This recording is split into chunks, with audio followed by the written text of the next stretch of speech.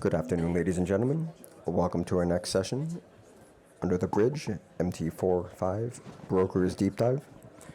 Please give a warm welcome to the moderator, Tom Higgins, founder and CEO at Goldie, who will introduce his panelists. Thank you. Well, thank you very much, everyone, for coming and for giving us your time in your lunch. It's a really interesting time in the market. There's an awful lot going on, and there are a huge amount of MT4 and MT5 brokers that are still here.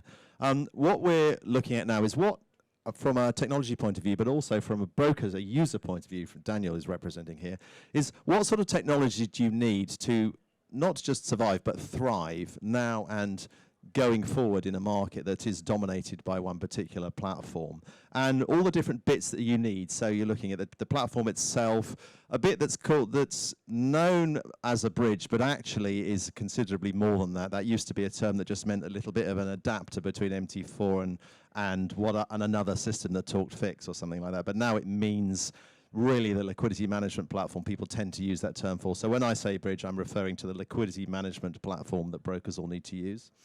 Payment processing, all money has to get in so that clients can actually trade. Risk management and business intelligence is obviously vital, because in a very B-book dominated world, brokers will, you can't just run risk and hope it's going to be okay. CRM is really, really important as well, so that you can track onboarding clients really easily and do your KYC. And obviously then the infrastructure that you run it on, because you can't just, this is using computers, either physical stuff or cloud stuff, but somewhere there is a machine that it's running on that has to be fast and reliable and well connected. So I'm going to ask my panel members to introduce themselves quickly, what their company does, and then they're going to tell us something interesting about themselves, which hopefully you will enjoy. Elina, can you start? Thank you. My name is Elina Pedersen. I'm the Chief Revenue Officer of your Bourse. The fastest matching agent on the retail market. We can process 500,000 order events per second on one CPU, so let's get technical. And yeah, thank you for inviting me here. And your interesting fact? Oh, the interesting fact. So I own 13 horses and I do dressage. Thank you. That's fascinating. Cristian. So my name is Cristian Vlasceanu. I'm the CEO of Centroid Solutions. Centroid is a technology company that is providing core technology solutions for brokers and other financial institutions. We have a presence in different regions of the world. And in terms of products, what we do, basically, we have a bridging and connectivity engine, how I call it, or the liquidity management system. We have a risk engine for real-time trade risk management. And we also offer infrastructure and hosting solutions. Interesting fact, I think, the only thing I can say is that I've been in this industry since the early days, since I was just a young graduate. I've been wearing many hats to get along and here. And I think that I'm a bit of a perfectionist. I sometimes get stuck on the details, but I think that it's important when trying to build these solutions for the brokers. Thank you. Daniel. My name is Daniel Kruger. I work for TMGM in Australia. TMGM being the third largest MT4 broker in the world by volume at the moment. So, representing our side of the business here on the panel today. And the interesting fact is I flew down from Australia for the conference, so nice 30-hour flight to get here. Well, I've probably spoken to about 7 people that have flown from Oz to come here, which is really interesting because it's a long way to come for a conference, so it must be good. So thank you. Great conference. Thank you for making the effort. So if we start on, basically, if you look at how brokers make money, if you boil it down, it's A-book and B-book trading is how most of the money is actually made. But how can you do that safely, and how can you do that to scale? Because anybody can survive on a market B-booking if it's not going on too long. If it's not too rangy, you can just survive and it'll break out and you'll make loads of money. But you can't just hope that that's going to be the case. You've got to be able to manage it and monitor it and track it and do things with it. So what technology, and I think the technologists probably start answering this one, and then it'd be interesting to have Daniel's view on how that happens in the real world as a user. Should a broker utilize to safely run in a B-book world? Do you want to go? Go. Okay, I'll start a little bit. So first, I think that all of us can agree that nowadays a broker's technology setup is getting more and more complex, actually. It's been a progress over the last 10 years. And what's therefore important in order to be able to have a scalable way of managing risk between A book and B book, it has to do, first of all, of course, with the technology systems that you're running. And here what's very important is basically to have the ability to manage and customize not only the pricing, but also the trading behavior to be suitable for different types of customers that you have, and also to be able to go down to the level of individual client by client. I think that that is a key, because only like that you're able to really customize and manage, like I said, the trade flows between A book and B book. Yeah, I can. Okay. So to me, and I can go on and on and on about it, so please stop me if you have to. I used to be very black and white, A or B book, right? And in a market where it's possible in 2010, that would probably work. And it used to be very 2010 to do A or B book. Now we see that brokers are getting more sophisticated, especially in a difficult market right now. And yes, if you look at B book, usually what we see is it's spread times your volumes. That would be what you would be retaining. That would be the value you would be capturing. Now, a lot of brokers are offering zero spread. And when you start doing that and growing your volumes, you end up in a minus game, like a loss-making game. When you look at A book, again, if you want to offer zero spread and then hedge it out in the market, again, you end up with the losses. So the brokers that are succeeding in the current market, they have to use a more sophisticated model. So it has to be based more on hedging. And when we speak about hedging, they have to look more on their exposure limits, on a certain groups, on a certain bucket, and how do they hedge that position out. So this exposure they're sitting on, it's not that long that they sit on it, and when it comes in, it would be B book initially, but then when it's a good moment to hedge it out, they would hedge it out. And that's what we've been focusing on as a company for the past year, making sure we provide those sophisticated tools, allowing brokers to not just be, oh, it's A book, or it's B book, oh, this client is making money, so let's move him. Oh, he started losing money, let's move him again. Oh, where am I going? Left or right? I mean, it's not a Katy Perry song. It's a business that has to be sustainable. So I believe that it can't be A or B book anymore. It has to be a more complex model. Daniel, how do you see this as a user and running these books? Yeah, I think the big thing for brokers is to actually tap into the products that are available to us. So the various, firstly from a CRM level, making sure that things are easily categorized for the account managers to be able to see that sort of thing. Educating your staff about potentially, making indications of clients and things like that. And then using the more sophisticated products that, some of you guys to provide, using those monitoring systems and things like that, and making sure it's like you mentioned there, Elina, a bit more of a seamless experience, so it's not being flipped back and forward and anything like that. And I guess the other side would be to make sure that you've, diversifying your clients, making sure they're not all trading the same things. That can often, from a trading perspective, clients can all jump on one thing. So, reducing your risk by that on our side can often be quite important as well, not just having all your clients trading gold, for example. Yeah, thank you very much for that. It's interesting because the model seems to be developing more towards the way the banks and the institutions run their risk of, like I know the non-bank FX like AXTX and Citadel, they will not A book or B book, they'll do, as Elina's saying, they will hold for 30 seconds or 15 seconds and they will look at the decay analysis to see. And that's the large liquidity providers are starting to do things like that, and brokers are starting to need that sort of facility. There are also things that are some technology providers, none of us do this, of asymmetric slippage, which is, some brokers will ask for this because you can make more money from your clients, but you're then starting to border on things that are either illegal or unethical, because you shouldn't be offering that if you're a regulated broker, because it should be a fair market for your clients. And it's a difficult balance, and a broker needs to, I think you really want to make sure that some of the things you might be offered could make you more money, but you shouldn't do them because it's not a long-term the right thing to do. Yeah, I completely agree with that, and I also definitely don't believe on the zero spread game and approach. And to this point, I think that when it comes to the model, it also depends on the size of the broker and the stages that they are in. So I've seen many starting brokers that have been very, very aggressive with their strategies, and of course they've been internalizing probably 100%. in order to try to just recuperate that initial investment and so on. However, things are completely different when you start scaling up.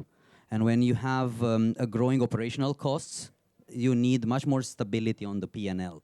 So here is where we, through our solutions, have worked with some of our partners, and what we've done is basically we've focused on tackling the issue of exposure risk, concentration of risk, basically. So this, I think, is very, very important, because the brokers, when they are, like I said, larger, they are looking to prioritize stability of the P&L, and for them, it's a spread capturing game at that stage. In addition, of course, to other models such as asymmetric hedging and so on. But the spread capturing is very, very important, and usually what we saw is that the target that they are trying to achieve is 80% of the spread. So in order to tackle this concentration, this exposure concentration, basically what is happening is that you need to understand those few customers that are giving you an outsized risk, basically, across the level of your book. So once you've identified them, you need to make sure that they are providing you a consistent such exposure, not just a one-off. So you need to continuously monitor this. And then the idea is to make sure that these are not part of the book, basically. With this approach, you're able to have a much more stable book that you're able to then control much better. You have customers that are trading with similar appetite, and this facilitates much better approach for generating a stable P&L, basically. So we've seen very, very good results with this approach. I personally think that's a very, very good point about the stable P&L. And in general, we're in a financial business. So as Tom, you've mentioned, it's more of like the risk management should be more towards what banks are doing, right? And unfortunately, you have a brokerage background, I have a brokerage background, Daniel, of course. I feel that back in the day, we were there. Like back in 2013, 15, we were there. That's what we were doing. We had banks as our prime brokers. On a book, we tried to capture inverted spread, and then we would earn a bit more markup. So it was more a financial product, And now there are so many brokers that just use asymmetric slippage, and they think that this practice from 2000 is the good way forward. Now, the current market conditions, I think it's a bit of a wake-up call for everyone to see that actually, no, to be able to have a sustainable business, you do have to have your exposure limits in place, you do have to have your risk limits in place, and it can't be just A or B book, or if it's B book, you can't just sit on that exposure and hope for the better, pray to whoever your God is, Yes, absolutely. I only want to add that actually such times like we've seen this year and many brokers have experienced, I actually personally consider them as good wake-up calls. It's a cleanup, yeah.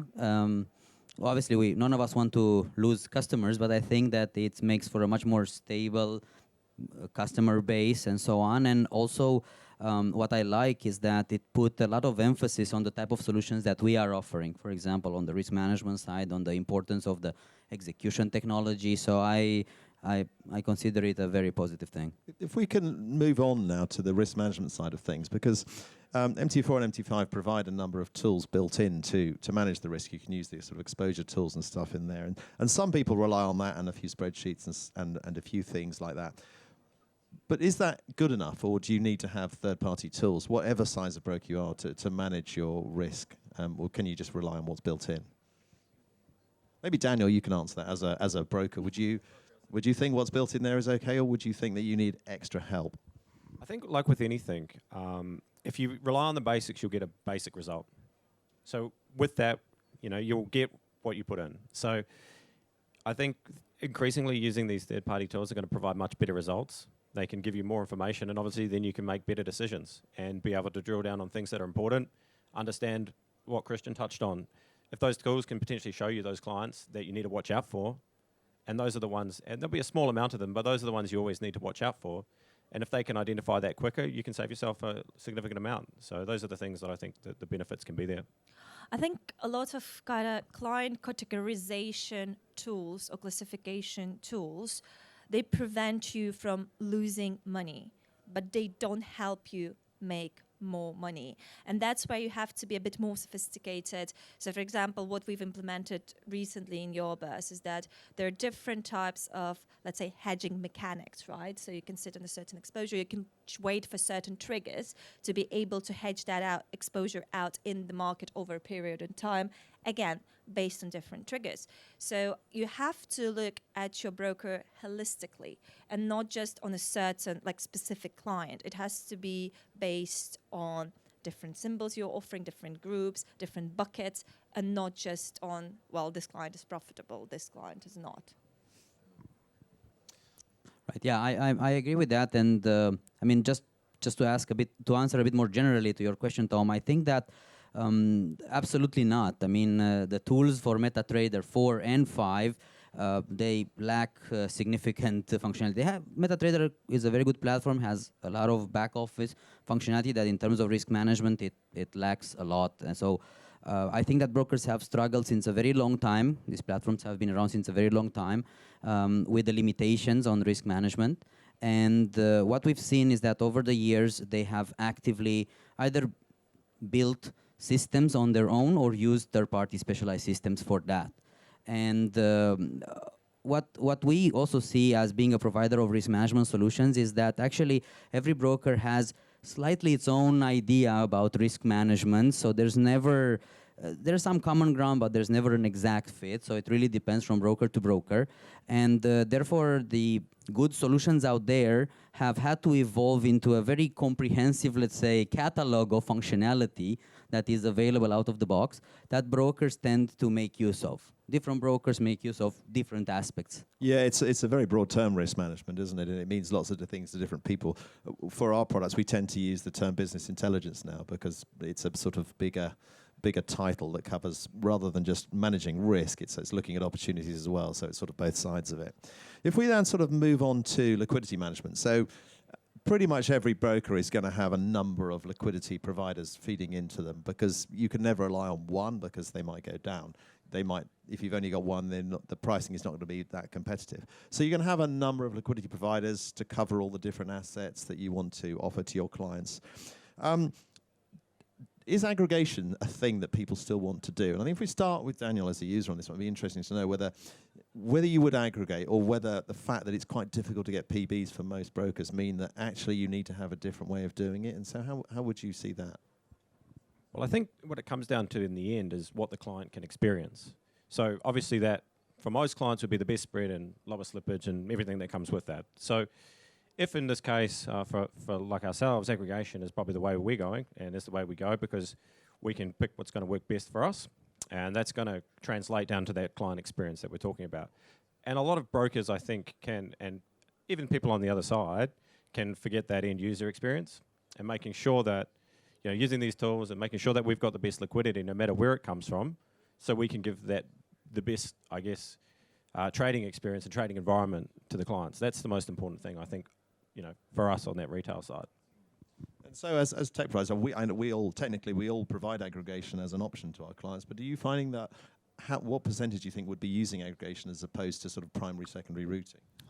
If I look at our client base, right, and that's quite extensive, I think aggregation is always there, especially if we're talking about a book, because you do want to capture that inverted spread, you want to mark it up, so you want to capture more markup because that's the whole point of a-booking, right, or passing on or STPing. In our case, though, we're not an aggregator. So in our case, we also see bigger brokers internalizing. When I say internalizing, I mean benefiting from the flow that they have, because since we're a matching engine, we have an instance of a central order book. So when the client's placing the limit orders, it ends up in the central order book, and they can trade again, well, they can match within the central order book, right? So, and we see a lot of bigger brokers profiting from it because they don't have to pay commissions, take it to the market, right? So I think aggregation is there, especially for those who want to offer real market experience, for those who believe in risk management, if that makes sense. Okay, and Cristian?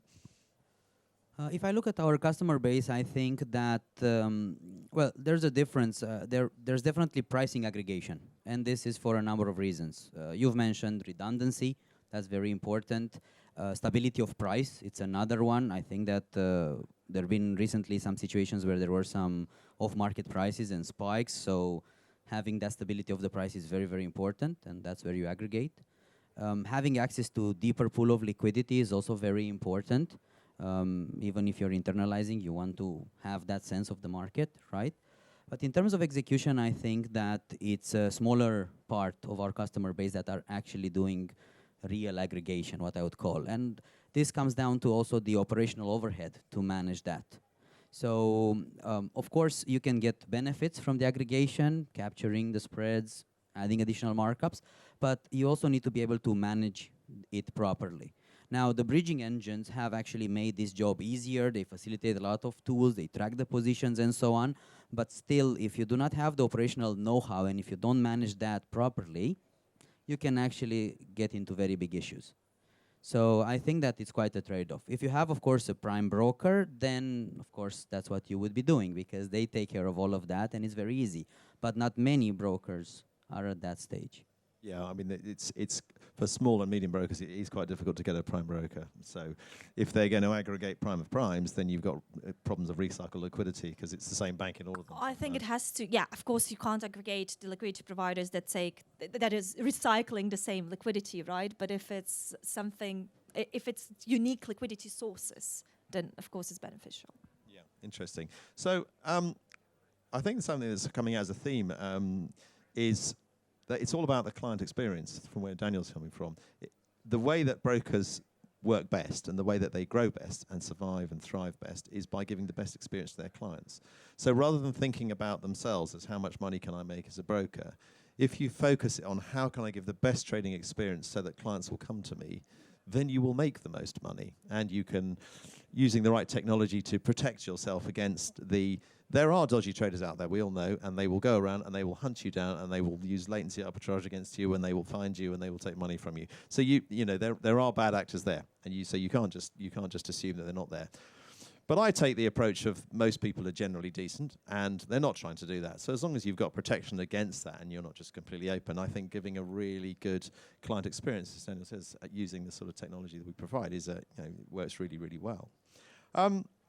So we've looked at the risk management side. We've looked at the sort of all the different technology components you need. If we look now onto sort of infrastructure, so all of this has got to run somewhere, and there are some brokers that will provide their own technology, do their own hosting, but I generally find it's quite rare. Most people will come to us, and I suspect you see the same, where they say, can you help us? Can you either do our hosting, or can you help us find hosting, or can you advise how we should do it? Because it's not their skill. Running a market is their skill. So how would you advise a broker to find the right infrastructure and cloud, real tin? What should they look at? Well, first of all, if I may start, I wish it would be like that, because we can certainly advise customers exactly how they should be hosting. But to be honest, nowadays, especially for some of the entrant players in the market, there is quite a lack of knowledge and understanding. And they would just consider hosting as just a regular hosting that they could be able to host anything there. So there's a learning curve there, really. Now, when it comes to the hosting infrastructure for the critical trading systems, now that's where things get, a bit hairy. And what's important to mention is that this is always something that is undervalued and overlooked. But the infrastructure, even though it may not be obvious, it's more often than not responsible for the growth of the broker, for the profitability of the broker, and it can also safeguard against some very expensive problems, right? Both financially and also reputationally.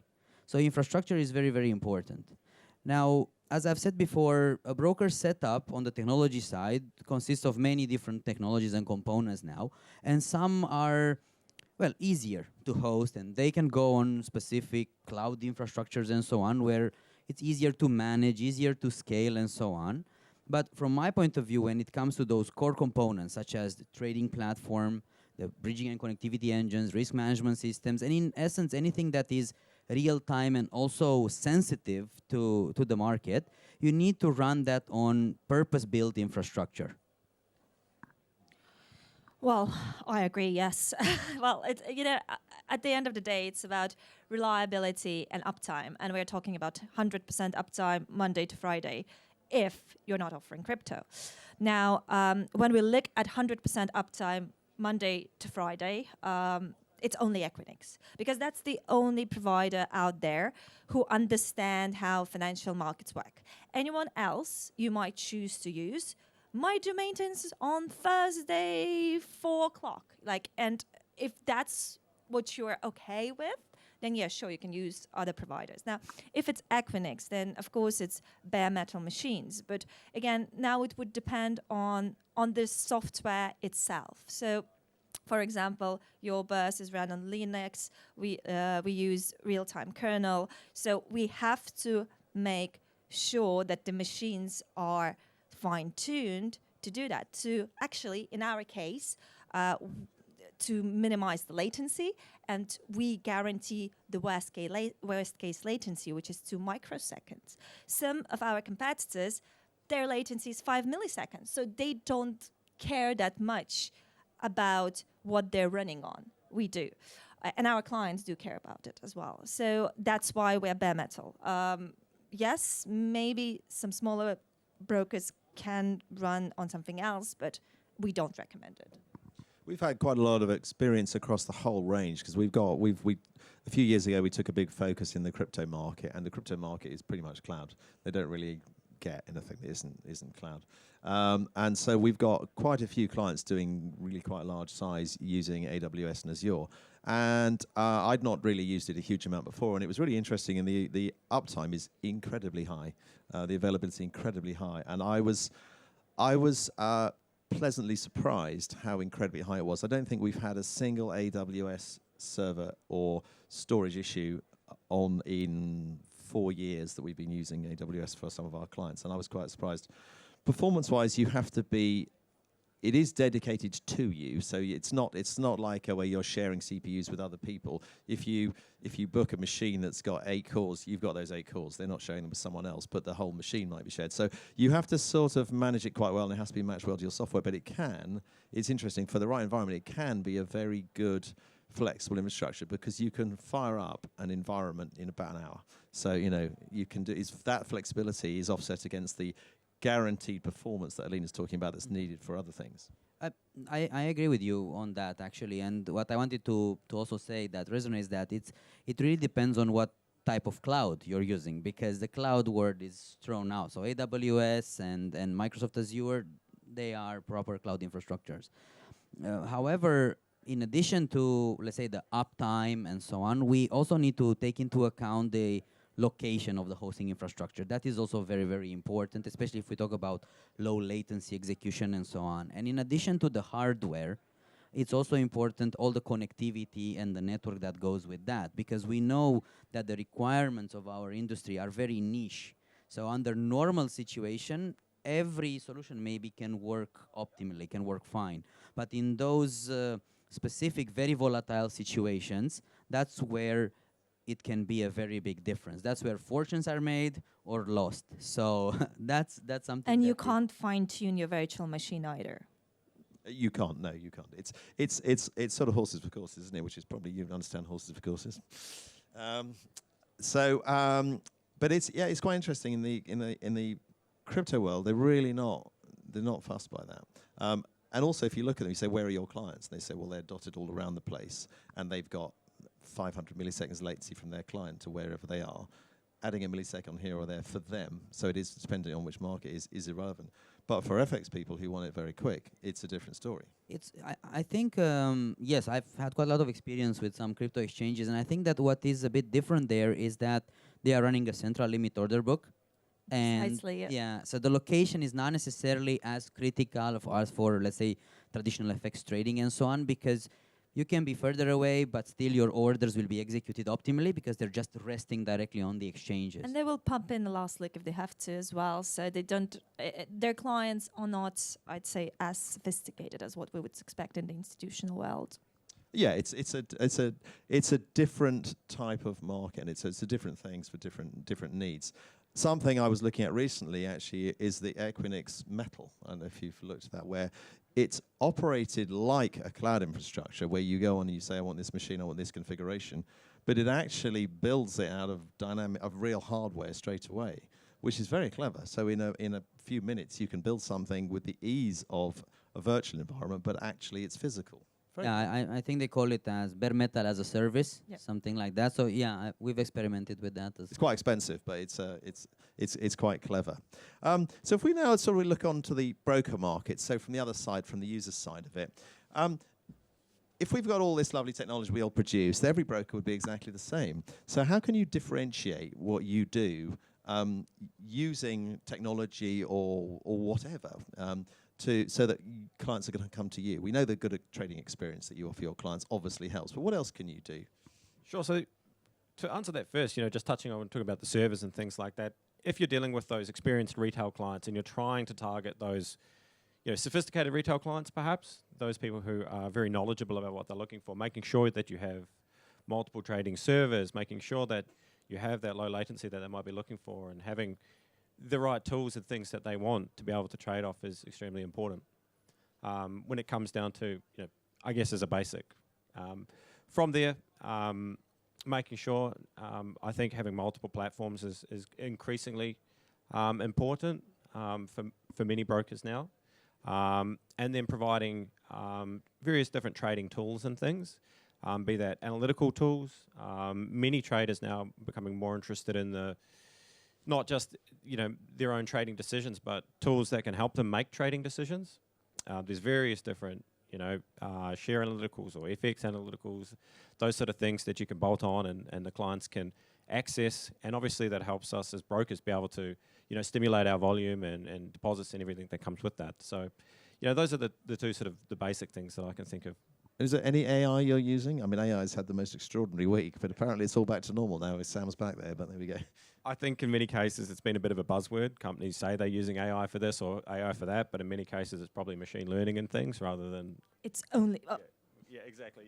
I'm sure you can speak better to it than I can, but yeah, we've got some tools that say they're using AI and things when it comes down to helping make trading decisions and things for clients or trading signals and many things like that. But I think personally a flash in the pan for that sort of terminology, AI. Yeah. It's been quite a difficult market in the last year for brokers. I mean, do you think 2024 is going to be the same, or do you think it's going to improve? Conditions are going to improve. Well, sorry.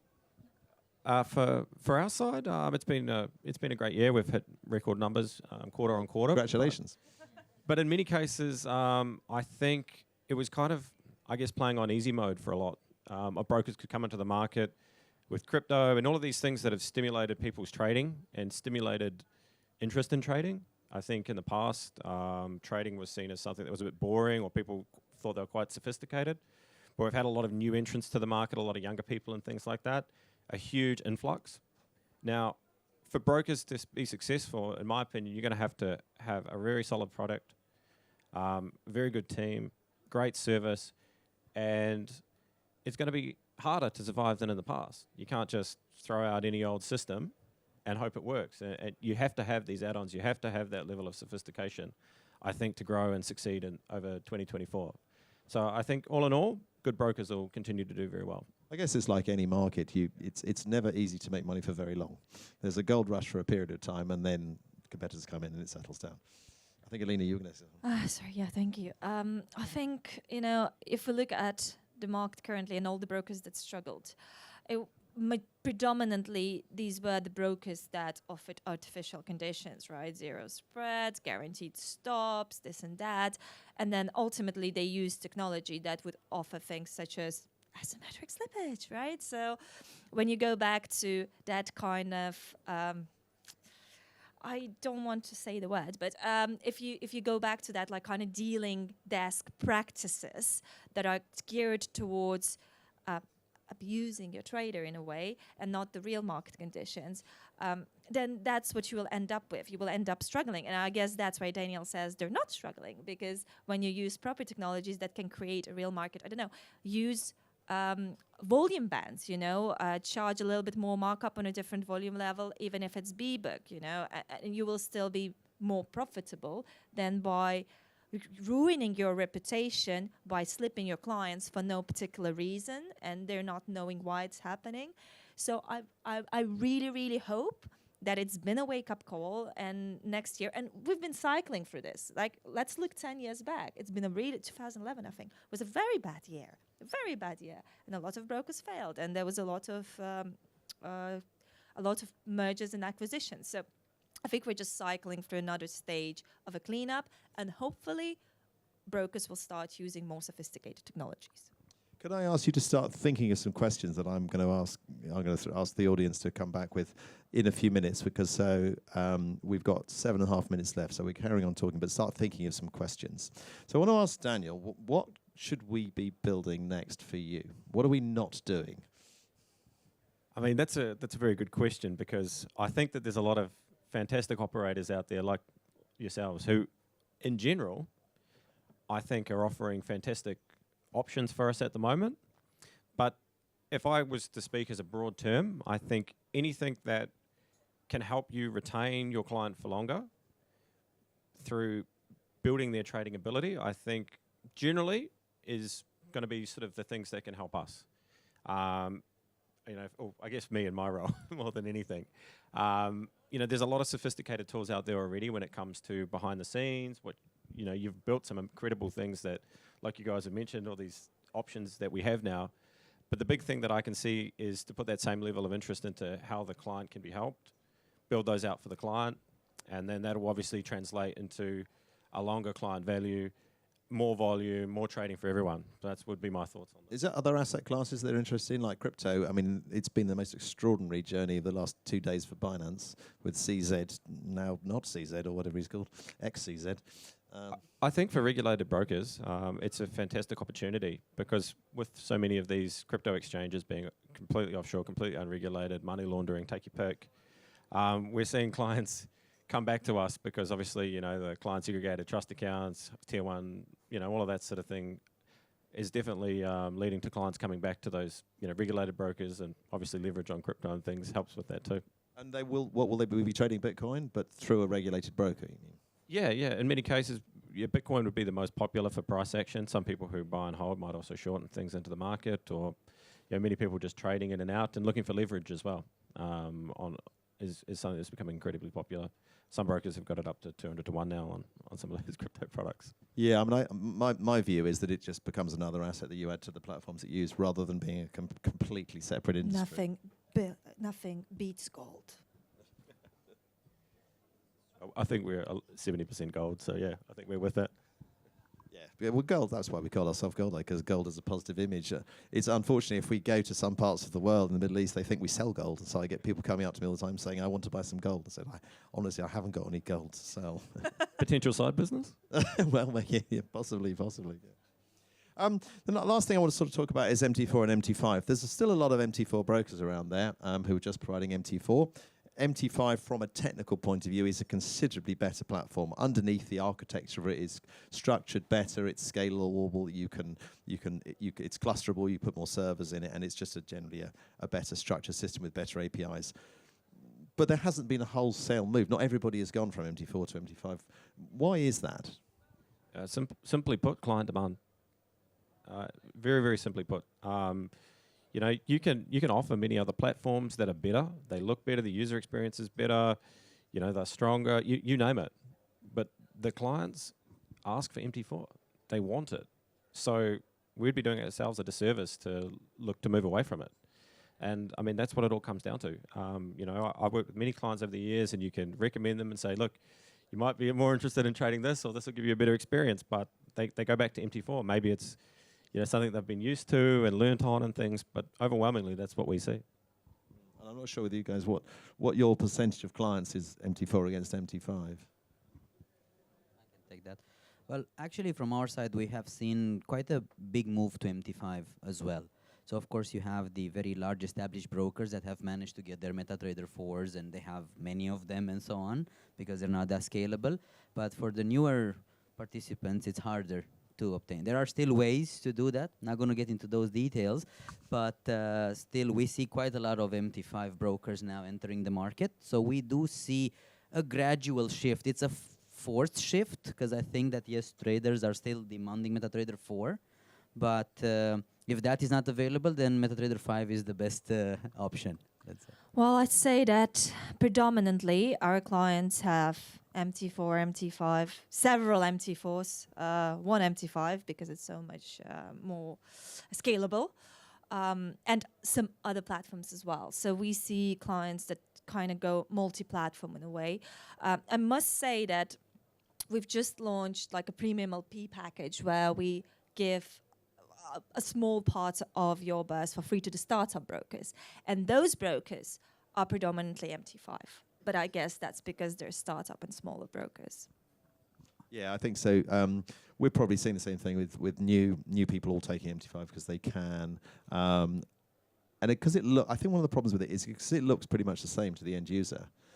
You know, unless you go into some of the details like the depth of market and things, it's the same look and feel. And so you don't really feel you're getting that much more. So the client says, well, why should I do it? The issue is primarily with expert advisors.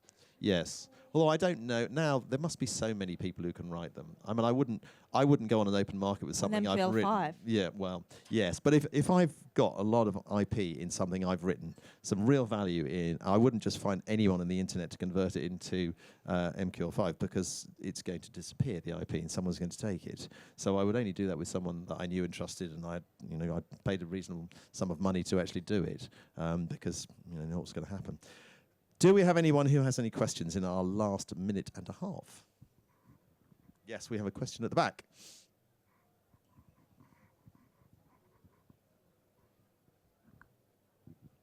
Hi, my name is Uche.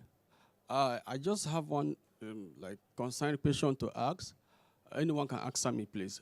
Is some of deal with some brokers? Like I'm a very popular guy, and I also own a trading firm.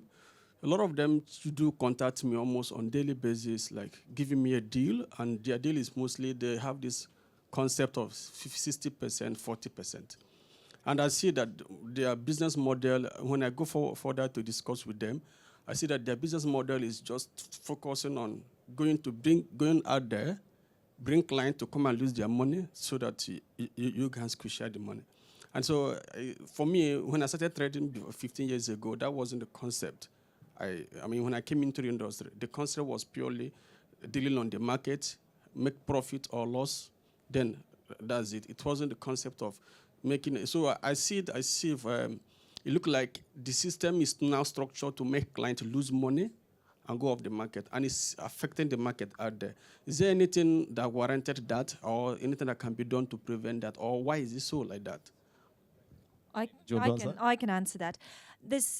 Okay, so there are some brokers that do B-book, right? And they're struggling right now, who just take the money and give you a rev share and hope that the client will lose money.